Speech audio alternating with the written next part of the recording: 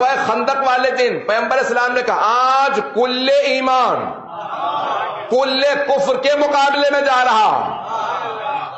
بڑی بحث ہے یہ کل ایمان کیوں کہا. کیونکہ پیغمبر نے خندق کھدوا دی تھی جناب سلمان کے مشورے سے. سارے مسلمان خندق کے اندر تھے، سارے کافر خندق کے باہر تھے.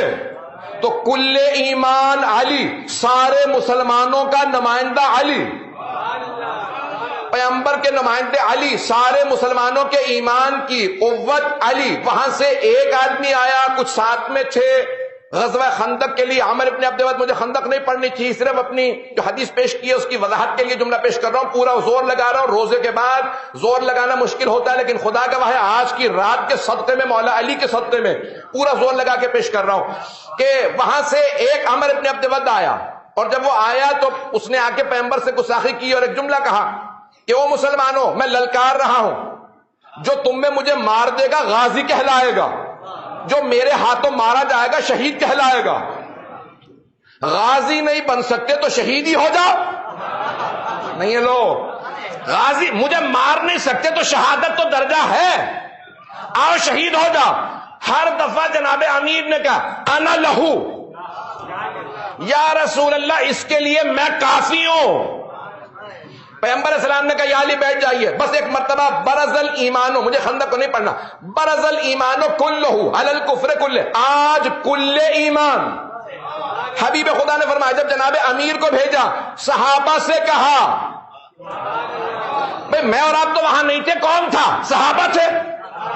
علی جا رہے ہیں، صحابہ سے فرما رہے ہیں برز الایمان کلہ علی الکفر کلہ، آج کل کفر کے مقابلے میں کل ایمان جا رہا ہے. او صحابہ کان کھول کے آنکھیں پھاڑ کے دیکھ لو، کل ایمان علی ہے.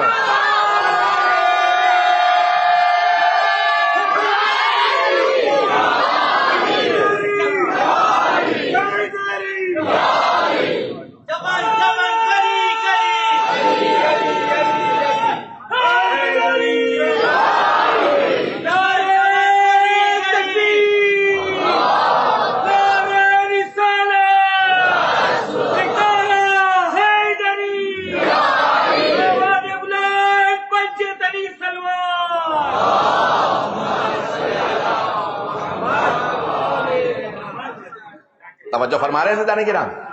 تو حبیب خدا نے تمام میں تعارف کروا دیا کل ایمان علی ابن ابی طالب. اور ایک ام المؤمنین فرماتی ہیں، آیات کی تو نوبت ہی نہیں آ رہی ہے، احادیث سن لیجیے. ام المؤمنین فرماتی ہیں، ایک ام المؤمنین فرماتی ہیں کہ حبیب خدا نے میرے سامنے فرمایا علی خیر البشر فمن ابا فقد کفر. علی سارے مردوں میں سب سے بہتر ہیں، جو اس بات کا انکار کرے وہ کافر ہو جائے گا. میں نہیں کہہ رہا